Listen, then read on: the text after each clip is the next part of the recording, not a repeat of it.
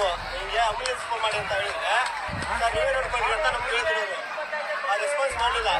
ಅದಕ್ಕೆ ನಾವೇ ಎತ್ಕೊಂಡೋಗಿ ಹಾಸ್ಪಿಟಲ್ ಕರ್ಕೊಂಡೋಗಿ ಅದ್ರಲ್ಲಿ 2 ಮಗು ಸತ್ತೋಗೈತೆ, 1 ಮಗು ಬಚ್ಚೋಗೈತೆ. ನಮಸ್ಕಾರ ಸ್ನೇಹಿತರೆ, ನಾನು ಹನುಮಂತ್ ಮಾಗೆ. ಸ್ನೇಹಿತರೆ, ಮೊನ್ನೆಯಷ್ಟೇ ನೀವೆಲ್ಲರೂ ಕೂಡ ಗಮನಿಸಿದ ಹಾಗೆ ಮೈಸೂರು ಜಿಲ್ಲೆಗೆ ಸಂಬಂಧಪಟ್ಟ ಹಾಗೆ ನದಿಗೆ ಹೋದಂಥ ಸಂದರ್ಭದಲ್ಲಿ ಅಥವಾ ದೇವಸ್ಥಾನಕ್ಕೆ ಹೋದಂಥ ಸಂದರ್ಭದಲ್ಲಿ ನದಿಗೆ ಈಜಾಡಲು ಹೋದಂಥ ಸಮಯದಲ್ಲಿ 6 ಜನರು ಸಾವನ್ನಪ್ಪಿ ಬಿಟ್ಟಿದ್ರು. ಆ ಒಂದು ಘಟನೆಯ ನೋವು ಮಾಸುವ ಮುನ್ನವೇ ಅದೇ ಕಾವೇರಿ ನದಿಯಲ್ಲಿ ಅದೇ ಒಂದು ಮೈಸೂರು ಜಿಲ್ಲೆಗೆ ಸಂಬಂಧಪಟ್ಟ ಹಾಗೆ ಮತ್ತೆ ಇದೀಗ 2 ಮಕ್ಕಳು ಕೂಡ ಸಾವನ್ನಪ್ಪಿ ಬಿಟ್ಟಿದ್ದಾರೆ.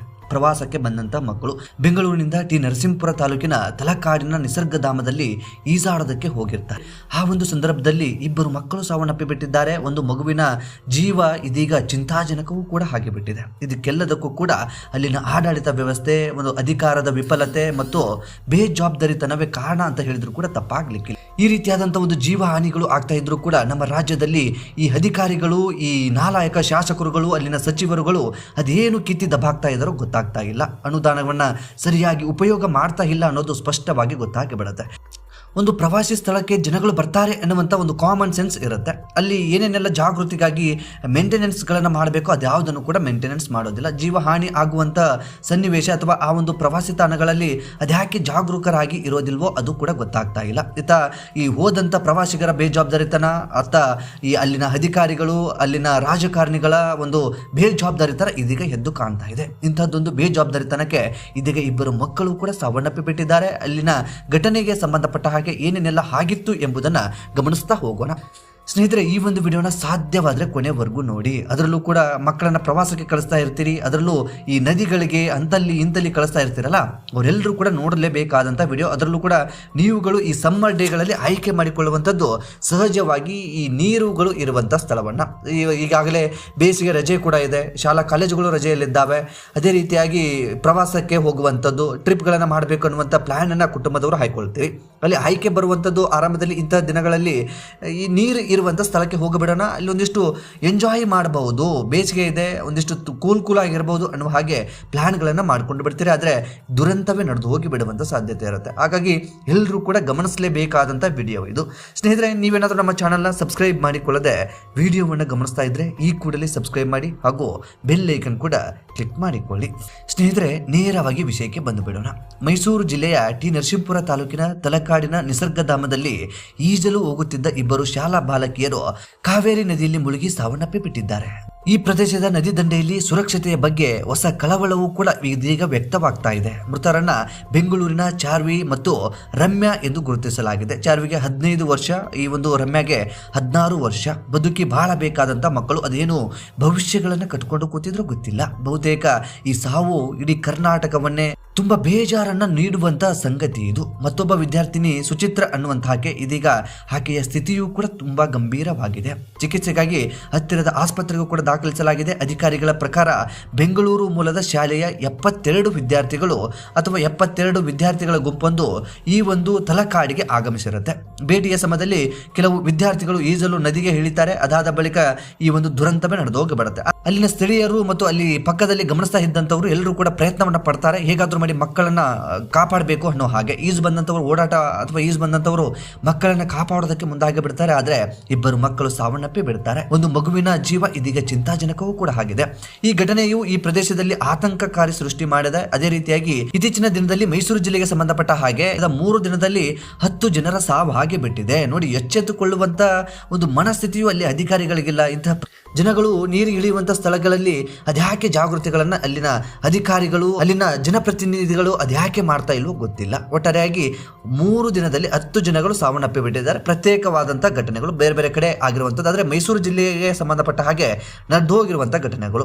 ಸ್ನೇಹಿತರೆ, ಅಂದ ಹಾಗೆ ನಿಮ್ಮೆಲ್ಲರಿಗೂ ಕೂಡ ಗೊತ್ತಿರೋ ಹಾಗೆ ಕಳೆದ 2 ದಿನಗಳ ಹಿಂದೆ KR ನಗರಕ್ಕೆ ಭೇಟಿ ನೀಡಿದಂತ 8 ಜನರ ಪೈಕಿ 6 ಜನರು ಸಾವನ್ನಪ್ಪಿ ಬಿಟ್ಟಿದ್ರು. ಅಂದ್ರೆ ಮಸೀದಿಗೆ ಬಂದಿರ್ತಾರೆ, ದರ್ಗಾಗೆ ಬಂದಿರ್ತಾರೆ. ಅಲ್ಲಿ ದರ್ಗಾಗೆ ಬಂದಂತ ಸಂದರ್ಭದಲ್ಲಿ ಉರ್ಸ್ ಇರುತ್ತೆ, ಉರ್ಸಿಗೆ ಬಂದಿದ್ರು ಅನ್ನುವ ರೀತಿಯಲ್ಲಿ ಮಾಹಿತಿ ಇರುವಂತದ್ದು. ಈಜಾಡೋಕೆ ಹೋದಂತ ಸಂದರ್ಭದಲ್ಲಿ ಸಾವನ್ನಪ್ಪಿ ಬಿಟ್ಟಿದ್ದಾರೆ. ಆ ಒಂದು ಘಟನೆ ಮಹಾಸುವ ಮುನ್ನವೇ ಈ ಗಣೇಶ್ ಮತ್ತು ಇಮ್ರಾನ್ ಅನ್ನುವಂಥವರು ಮತ್ತೆ 2 ಸಾವನ್ನಪ್ಪಿ ಬಿಡ್ತಾರೆ. ಅದು ಬೇರೆ ಸ್ಥಳದ, ಇದು ಪಿರಿಯಾಯ ಪಟ್ಟಣದಲ್ಲಿ ನಡೆದಂತ ಘಟನೆ. ಅಲ್ಲಿಗೆ ಒಟ್ಟಾರೆಯಾಗಿ ಕಾವೇರಿ ನದಿಯಲ್ಲಿ 8 ಜನರು ಸಾವನ್ನಪ್ಪಿ ಬಿಟ್ಟಿದ್ರು. ಇದೀಗ ಮತ್ತೆ ಈ ದಿನ ಅಂದ್ರೆ ಇವತ್ತು ಇಬ್ಬರು ಹೆಣ್ಣು ಮಕ್ಕಳು ಸಾವನ್ನಪ್ಪಿ ಬಿಟ್ಟಿದ್ದಾರೆ. ಇದೊಂದು ದೊಡ್ಡ ದುರಂತವೇ ಅಂತಾನೆ ಹೇಳಬಹುದು. ಈ ಎಂತಹ ಒಂದು ವ್ಯವಸ್ಥೆಗಳು ನಾವು ಬದುಕ್ತಾ ಇದ್ದೀವಿ. ಮರಳು ಮಾಫಿಯಾಗಳು ಹಾಕ್ತಾ ಇದ್ದಾವೆ. ನದಿಯಲ್ಲಿದ್ದಂಥ ಉಸುಗನ್ನ ಅಥವಾ ಮರಳನ್ನ ತುಂಬಿಕೊಂಡು ಹೋಗ್ತಾರೆ. ಅಲ್ಲಿನ ಅಧಿಕಾರಿಗಳು ಅದೇನು ಕಿತ್ತಿ ದಬಾಕ್ತಾ ಇರ್ತಾರೋ ಗೊತ್ತಿಲ್ಲ. ಬಹುತೇಕ ಕಾವೇರಿ ನದಿಗೆ ಸಂಬಂಧಪಟ್ಟ ಹಾಗೆ ಸಾಕಷ್ಟು ವಿವಾದಗಳು ಕೂಡ ಕೇಳಿ ಬರ್ತಾ ಇದ್ವು. ಏನೇನೆಲ್ಲ ಅಲ್ಲಿನ ಅವ್ಯವಹಾರಗಳು ನಡೀತಾ ಇದ್ದಾವೆ ಅಂತಂದ್ರೆ ಹೇಳೋದಕ್ಕೂ ಕೂಡ ಸಾಧ್ಯ ಆಗೋದಿಲ್ಲ. ಕಾವೇರಿ ನದಿಯ ಬಗಿತಾ ಇದ್ದಾರೆ. ಆ ಒಂದು ಕಾವೇರಿ ನದಿಯಲ್ಲಿ ಸಿಗುವಂಥ ಮರಳನ್ನ ಕಳ್ಳದಂಧೆಯಲ್ಲಿ ಮಾರಿಕೊಳ್ತಾ ಇದ್ದಾರೆ. ಅಲ್ಲಿನ ಅಧಿಕಾರಿಗಳು, ಅಲ್ಲಿನ ಕೆಲವೊಂದಿಷ್ಟು ಜನಪ್ರತಿನಿಧಿಗಳ ಕೈವಾಡವೂ ಕೂಡ ಇದೆ ಅನ್ನುವಂಥ ಆರೋಪಗಳು ಕೂಡ ಕೇಳಿ ಬರ್ತಾ ಇತ್ತು. ಇನ್ನು ಬ್ರಿಡ್ಜ್ಗಳನ್ನು ನಿರ್ಮಾಣ ಮಾಡ್ತಾರೆ ಸರಿಯಾದ ರೀತಿಯಲ್ಲಿ. ಅದಾದ ಬಳಿಕ ಅದನ್ನ ಹೇಗೆ ಫಾಲೋ ಅಪ್ ಮಾಡಬೇಕು, ಗುಂಡಿಗಳು ಇದ್ರೆ ಅದನ್ನ ಹೇಗೆ, ಅಥವಾ ಆ ಒಂದು ಪ್ರದೇಶವನ್ನ ಸಮತಟ್ಟಾಗಿ ಹೇಗೆ ಕಾಪಾಡಿಕೊಳ್ಬೇಕು ಅನ್ನುವಂಥ ಜವಾಬ್ದಾರಿತನವೂ ಕೂಡ ಅಲ್ಲಿ ಇಲ್ಲ. ಇಂತಹ ಒಂದು ಬೇಜವಾಬ್ದಾರಿತನದಿಂದ ಅಮಾಯಕರ ಬದುಕು ಹಾಳಾಗಿ ಬಿಡ್ತಾ ಇದೆ. ಯಾರ್ದೋ ಮಕ್ಕಳು ಬಲಿಪಶು ಆಗಿ ಬಿಡ್ತಾ ಇದ್ದಾರೆ. ಇದೆಲ್ಲದೂ ಕೂಡ ಅಲ್ಲಿ ಹುಡುಗರು ಕೂಡ ಹೇಳ್ತಾ ಇರುವಂತದ್ದು ಏನು ಅಂತಂದ್ರೆ ಇಲ್ಲಿ ನಿರ್ಲಕ್ಷ್ಯತನ ತೋರ್ತಾ ಇದ್ದಾರೆ, ಬೇಜವಾಬ್ದಾರಿತನ ಇದೆ, ಸರಿಯಾಗಿ ಕೆಲಸವನ್ನ ಮಾಡ್ತಾ ಇಲ್ಲ, ಅಲ್ಲಿ ಮುಳುಗ್ತಾ ಇದ್ದಾರೆ. ಆಂಬುಲೆನ್ಸ್ಗೆ ಫೋನ್ ಮಾಡಿ ಅಂತ ಹೇಳಿದ್ರು ಕೂಡ ಆಂಬುಲೆನ್ಸ್ಗೆ ಫೋನ್ ಮಾಡುವಂಥವ್ರು ಇಲ್ಲ, ನೀವೇ ಫೋನ್ ಮಾಡಿ ಅನ್ನುವಂಥ ನಿರ್ಲಕ್ಷ್ಯತನವನ್ನು ತೋರ್ತಾರೆ. ಯಾರೋ ನದಿಗೆ ಆಳವಾಗಿ ಅಥವಾ ಆಳವಾದಂಥ ನೀರಿಗೆ ಹೋಗ್ತಾ ಇದ್ದಾರೆ ಅಂತಂದ್ರೆ ಅವರನ್ನ ತಡೆಯುವಂಥವರಿಲ್ಲ. ಅವರಿಗೆ ಮನಸ್ಸು ಬಂದ ಹಾಗೆ ಹೋಗ್ತಾರೆ ಜನಗಳು, ಮನಸ್ಸು ಬಂದ ಹಾಗೆ ಬರ್ತಾರೆ. ಇಲ್ಲಿ ಸರಿಯಾದ ಫಲಕಗಳನ್ನು ಹಾಕಿಲ್ಲ, ನೀರಿನ ಆಳ ಇದೆ ಅನ್ನುವಂಥದ್ದಿಲ್ಲ, ಆಳಕ್ಕೆ ಹೋಗಬೇಡಿ ಅನ್ನುವಂಥ ಫಲಕಗಳು ಸರಿಯಾಗಿ ಇಲ್ಲ.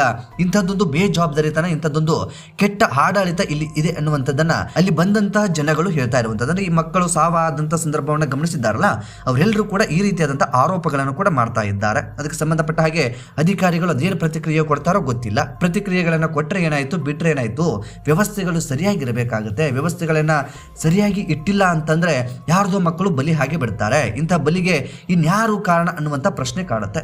ನನ್ಗೆ ಅನ್ಸುತ್ತೆ ಅಲ್ಲಿನ ಈ ಒಂದು ನಿರ್ಲಕ್ಷ್ಯತನ ಅಥವಾ ಬೇಜವಾಬ್ದಾರಿತನೇ ಹೆಚ್ಚಾಗಿ ಇದ್ದಿದ್ರೆ ಇದಕ್ಕೆ ನೇರವಾಗಿ ಅಲ್ಲಿನ ಜನಪ್ರತಿನಿಧಿಗಳು ಮತ್ತು ಅಲ್ಲಿನ ಅಧಿಕಾರಿಗಳು ಇದಕ್ಕೆ ಸಂಬಂಧಪಟ್ಟ ಹಾಗೆ ನೇರ ಹೊಣೆ ಹಾಕಿ ಬಿಡ್ತಾರೆ. ನಿರ್ಲಕ್ಷ್ಯತನವನ್ನ ಅವರುಗಳು ತೋರಿಸಿಬಿಟ್ಟಿದ್ರೆ. ಸೊ ಇಂಥದ್ದೊಂದು ದುರಂತಕ್ಕೆ ಮತ್ತೆ ಇದೀಗ ಮೈಸೂರು ಜಿಲ್ಲೆಯ ಕಾವೇರಿ ನದಿ ಇದೀಗ ಮತ್ತೆ ಕಾರಣವಾಗಿ ಬಿಟ್ಟಿದೆ. ಇನ್ನು ನಾವೆಲ್ಲರೂ ಕೂಡ ಇಲ್ಲಿ ಗಮನಿಸಲೇಬೇಕು. ಇನ್ನು ಪ್ರವಾಸಕ್ಕೆ ಹೋದಂತವರು ಆರಂಭದಲ್ಲೂ ಕೂಡ ನಾನು ಹೇಳಿದೆ, ಎಚ್ಚೆತ್ತುಕೊಳ್ಳಿ. ನಿಮ್ಗೆ ಈಜು ಬರಲಿಲ್ಲ ಅಂತಂದ್ರೆ ನೀರಿಗೆ ಇಳಿಯೋದಕ್ಕೆ ಹೋಗಬೇಡಿ. ಸಣ್ಣ ನೀರಿದೆ, ದೊಡ್ಡ ನೀರಿದೆ, ಆಳ ಇಲ್ಲ, ಹಾಗೆ ಹೀಗೆ ಅನ್ನುವಂತ ಬಂಡು ಧೈರ್ಯ ಮಾಡೋದ್ರಿಂದ ನಿಮ್ಮ ಜೀವವು ಕೂಡ ಕಳೆದೋಗಿ ಬಿಡುತ್ತೆ. ನಿಮ್ಮ ಜೀವ ಹೋಗಿಬಿಟ್ರೆ ಇನ್ನೇನ್ರಿ ಮಾಡೋದಕ್ಕೆ ಸಾಧ್ಯ? ನಮ್ಮಂತವ್ರು ಏನೋ ಒಂಚೂರು ಮಾತನಾಡ್ತೀವಿ, ಇನ್ನೇನೋ ಆಗುತ್ತೆ, ಅಧಿಕಾರಿಗಳಿಗೆ ಒಂದಿಷ್ಟು ಏನೋ ಇದರಿಂದ ರಿಸ್ಕ್ ಬರುತ್ತೆ ಅಂತದೆಲ್ಲವೂ ಕೂಡ ಆಗುತ್ತೆ. ಆದ್ರೆ ಪ್ರಾಣ ಹೋದ ಮೇಲೆ ನಿಮ್ಮ ಪ್ರಾಣವನ್ನ ಮತ್ತೆ ಯಾರಿಂದ ತರೋದಕ್ಕೆ ಸಾಧ್ಯ? ಇಲ್ಲಿ ಅಧಿಕಾರಿಗಳ ನಿರ್ಲಕ್ಷ್ಯಗಳು ಎಷ್ಟಿರ್ತಾವೋ ಅಥವಾ ಜನಪ್ರತಿನಿಧಿಗಳ ನಿರ್ಲಕ್ಷ್ಯಗಳು ಎಷ್ಟಿರ್ತಾವೋ ಅದೇ ರೀತಿಯಾಗಿ ನೀರಿಗೆ ಇಳಿದಂತ ಸಂದರ್ಭದಲ್ಲಿ ನಿಮ್ಮ ನಿರ್ಲಕ್ಷ್ಯತನೂ ಅಷ್ಟೇ ಇರುತ್ತೆ. ನಿಮ್ಮ ನಿರ್ಲಕ್ಷ್ಯತನದಿಂದನೂ ಕೂಡ ನಿಮ್ಮ ಜೀವವು ಕಳೆದು ಹೋಗುವಂತ ಸಾಧ್ಯತೆ ಇರುತ್ತೆ. ಯಾರು ಹೋಗ್ಬಿಟ್ರು, ಯಾರು ಹೋಗಿದ್ದಾರೆ ಅನ್ನೋ ಕಾರಣಕ್ಕೆ ನೀವುಗಳು ನೀರಿನ ಹಾಳಕ್ಕೆ ಹೋಗ್ಬಿಟ್ರೆ ಇಂಥದ್ದೊಂದು ದುರಂತವೇ ನಡೆದು ಹೋಗಿಬಿಡುತ್ತೆ. ನೀರಲ್ಲಿ ಹಾಳ ಇಲ್ಲ ಅಥವಾ ಗುಂಡಿಗಳಿಲ್ಲ ಅನ್ನುವಂತ ನಂಬಿಕೆ ಮೇಲೆ ಹೊರಟು ಹೋಗ್ಬಿಟ್ರೆ ಬಹುತೇಕ ಈ ರೀತಿಯಾದಂತ ಸಾವು ಕೂಡ ಎದುರಾಗಿ ಬಿಡುತ್ತೆ. ಸ್ನೇಹಿತರೆ, ಈ ಒಂದು ಸಾವಿಗೆ ನೇರ ಹೊಣೆ ಯಾರು ಎಂಬುದನ್ನ ನಿಮ್ಮ ಅಭಿಪ್ರಾಯವನ್ನ ಕಾಮೆಂಟ್ ಬಾಕ್ಸ್ ಅಲ್ಲಿ ಮೆನ್ಷನ್ ಮಾಡಿ. ಈ ಒಂದು ವಿಡಿಯೋನ ಹೆಚ್ಚು ಗ್ರೂಪ್ಗಳಿಗೆ ಶೇರ್ ಮಾಡಿ. ಎಲ್ಲರೂ ಕೂಡ ಎಚ್ಚೆತ್ತುಕೊಳ್ಳಿ. ಹಾಗಾಗಿ ಈ ಒಂದು ವಿಡಿಯೋನ ಶೇರ್ ಮಾಡಿ ಅಂತ ಹೇಳ್ತಾ ಇದ್ದಾನೆ. ಚಾನಲ್ನ ಸಬ್ಸ್ಕ್ರೈಬ್ ಮಾಡಿಕೊಳ್ಳದೆ ವಿಡಿಯೋವನ್ನು ಗಮನಿಸಿದ್ರೆ ಈ ಕೂಡಲೇ ಸಬ್ಸ್ಕ್ರೈಬ್ ಮಾಡಿ ಹಾಗೂ ಬೆಲ್ ಐಕನ್ ಕೂಡ ಕ್ಲಿಕ್ ಮಾಡಿಕೊಳ್ಳಿ. ಮತ್ತೆ ಮುಂದಿನ ವಿಡಿಯೋದಲ್ಲಿ ಸಿಗೋಣ. ನಮಸ್ಕಾರ.